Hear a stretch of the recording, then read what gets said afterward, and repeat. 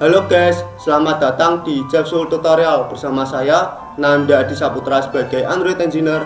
Pada kesempatan yang lalu kita telah berhasil membahas materi mengenai teori di salah satu view group Android, yaitu constraint layout.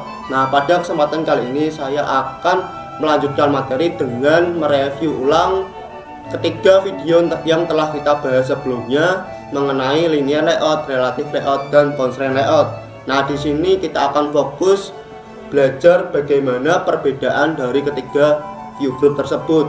Menarik bukan? Yuk langsung saja kita bahas perbedaan linear layout, relative layout, dan constraint layout. Nah, di sini perbedaannya terletak pada cara membuat tata letak view-nya.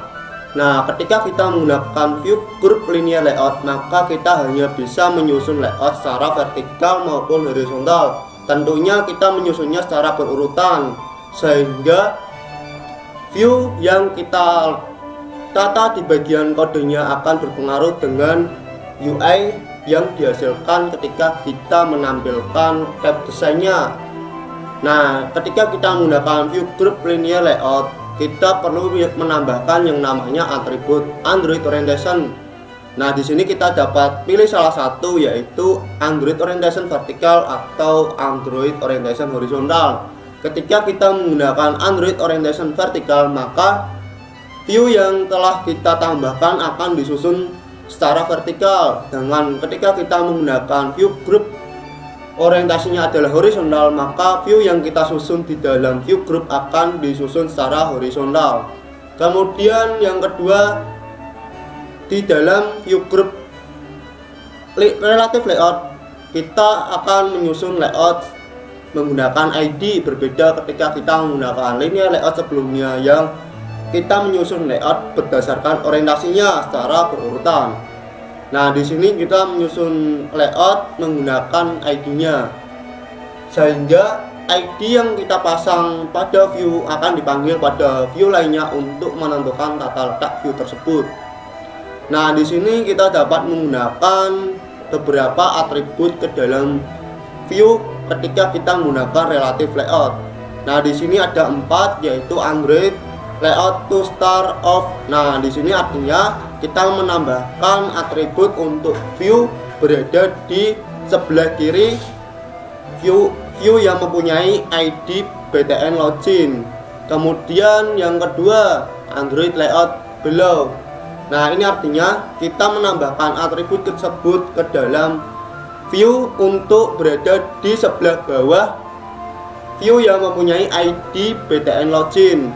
Kemudian yang ketiga, Android layout above, artinya kita menyusun view tersebut berada di sebelah atas dengan view yang mempunyai ID login. Kemudian Android to end of, artinya kita menyusun view berada di sebelah kanan dari view yang mempunyai ID btn login. Nah, seperti itu untuk relative layout. Namun di sini saya akan membahas bagaimana jika ketika kita merunning aplikasi tersebut ke dalam device yang ukurannya berbeda. Kemungkinan dia tidak akan responsif ketika kita menggunakan linear layout maupun relative layout. Nah, di sini hadirlah yang namanya view group constraint layout. Kita dapat menyusun layout menggunakan persen. Kita dapat menyusun layout menggunakan view group ini. Sebaiknya memperhatikan yang namanya kaidah flat layout, sehingga tidak ada nested layout di dalamnya. Nah, contohnya di sini ketika kita menggunakan view group constraint layout, kita perlu menambahkan atribut di dalam view. Nah, atribut tersebut adalah atribut constraint. Contohnya layout constraint top to button off, artinya constraint top adalah constraint yang akan kita tarik garis ke constraint berikutnya, yaitu constraint top, artinya view yang akan kita hubungkan. Dia berada di constraint bagian atas.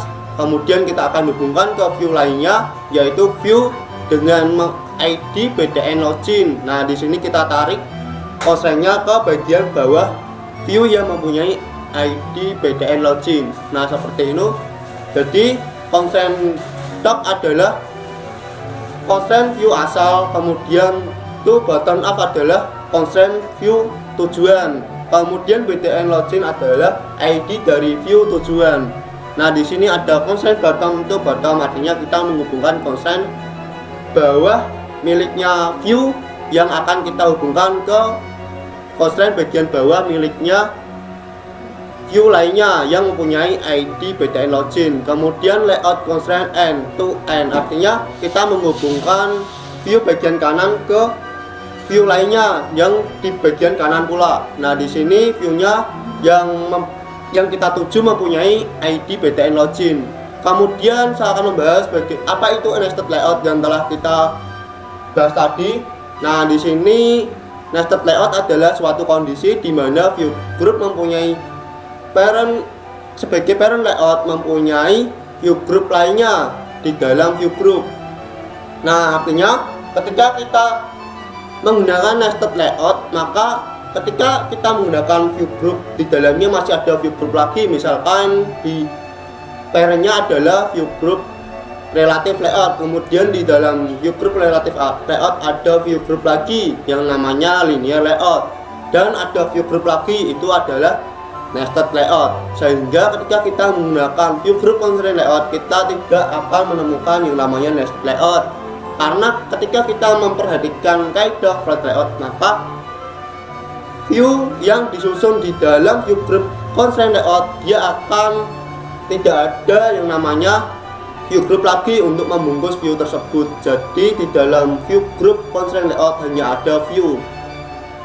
Nah, di sini saya akan bahas lagi, semakin banyak nested layout maka akan semakin pula layout tersebut dirender, sehingga akan mempengaruhi performa dari aplikasi yang telah kita buat. Di dalam view group constraint layout juga ada yang namanya fitur barrier dan juga guideline, serta dapat mengatur tampilan menggunakan radius juga. Nah, di sini adalah perbedaan antara view group linear layout, relative layout maupun constraint layout. Nah, jika kita menggunakan linear layout, kita hanya dapat menyusun secara vertikal maupun horizontal berurutan. Sedangkan ketika kita menggunakan relative layout, kita menyusun berdasarkan ID-nya yang kita panggil menggunakan layout to start, layout below, layout above, atau layout to end. Kemudian ketika kita menggunakan constraint layout, maka kita menyusunnya berdasarkan constraint-nya dari constraint view asal ke constraint view tujuan. Nah, di sini akan menentukan bagaimana tata letak yang akan kita buat. Nah, seperti itu untuk materi perbedaan linear layout, relative layout, dan constraint layout. Nah, untuk tutorial selanjutnya kita akan membahas mengenai praktikum menggunakan view group linear layout. Kemudian saya akan bahas juga bagaimana praktik menggunakan view group relative layout dan juga praktikum menggunakan view group constraint layout. Jangan lewatkan, jangan lupa subscribe, like, dan komen agar saya dan tim Devsul Teknologi lebih bersemangat untuk membuat konten-konten pendidikan yang lebih bermanfaat untuk kalian yang ingin belajar membuat aplikasi Android. Cukup sekian dan terima kasih.